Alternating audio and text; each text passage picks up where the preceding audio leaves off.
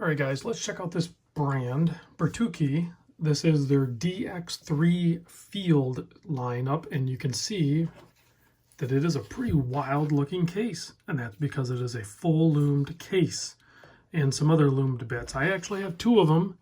I have this guy here on wrist, and then I have this guy here, and these were both sent in by my buddy Kevin, who actually just recently started a YouTube channel. I'll put a link to his channel. It's called Wrong Time Watch down in the description. And he doesn't have a ton of subscribers, but he seems to be putting out some decent amount of videos and some good videos. So give him a try, give him a check out. Let me know what you think. So each one of these has this tag here, gives you a brief description of what's going on.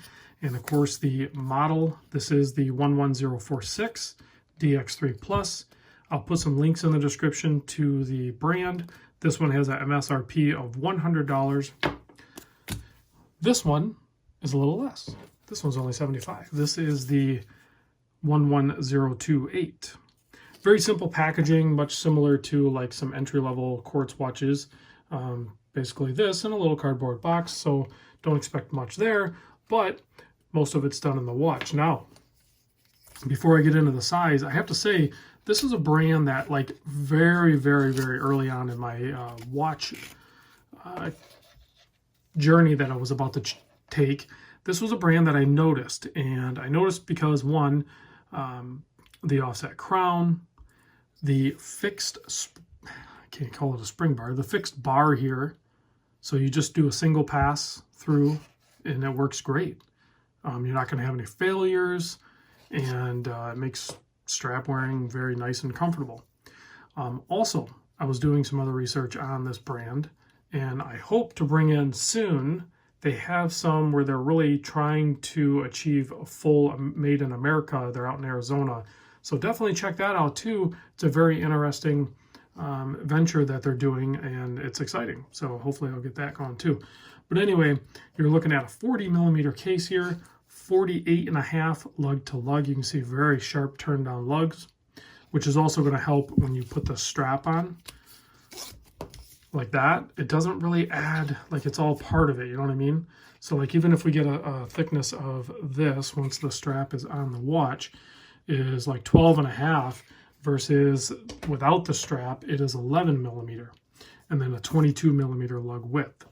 So, and you can see already on wrist, that's my 7.25 inch wrist. And it's hard to tell, you know, sometimes when you do close-ups, but this thing is crazy comfortable. And these straps are not super flexible, but I think they're matched really well. It helps really hold everything in place. It's not crazy long. I'm not even doing a tuck back on it, and I would be totally fine wearing it like that. And then, of course, you can see they're quartz watches.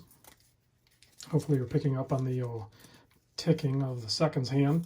But you can tell the difference between these two. I'm not really sure why the price difference, because I'm sure they have the same movements. They have a Japanese movement, and their case is manufactured in China. So non-screw down crowns, just a push-pull, and they both have 50-meter water resist. But this one's 75, and this one's 100. I don't know why. And then it has like some sort of Swiss Luminova or Swiss Luminous on it, it says. So you can see this one's going to have lume on the hands. On the second hand as well. This one, I suspect when we shut the lights off, is probably a full lume dial. Maybe that's why it's $100 instead of $75, which would be really cool because you know I'm a sucker for full lume dials. So let me give you a look at the case back on this guy as well. You can see there's some information, A2, A-2R, DX3 case, all that good stuff. Looks like a snap-on case back. Poly resin with fiber reinforcement. It almost feels like it's 3D printed or something. I wonder if that's how they make these. If any of you guys are like pro, I know my buddy Jerry's a professional 3D printer. Is this something, do you think that would be 3D printed? Jerry, chime in. Anybody else? Pro 3D printers out there? I could be wrong. I don't know if you can tell just by looking at it.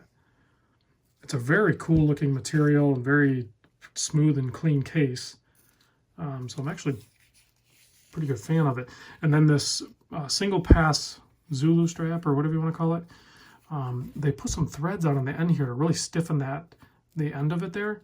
And it was kind of weird at first, but partly it makes it so you have to like kind of fish it through. So even if for some reason it was going to come off or something, or the watch, I don't know how that would happen, but it doesn't naturally, like, won't fall off the end. So it's pretty much captured. You're not going to lose your watch. You'd have to lose your whole arm, or hand anyway. So nice rings sewn in there. I mean, this is real nice fabric, and it's sewn in really good. Very smooth and clean. Everything's paired up really well, I think. So let's take a look at the loom. I think we talked about pretty much everything there. If you guys have any questions, let me know, or click the link down below. Big thanks to Kevin for loaning these in. Check out his channel, Wrong Time Watch. That is just too cool.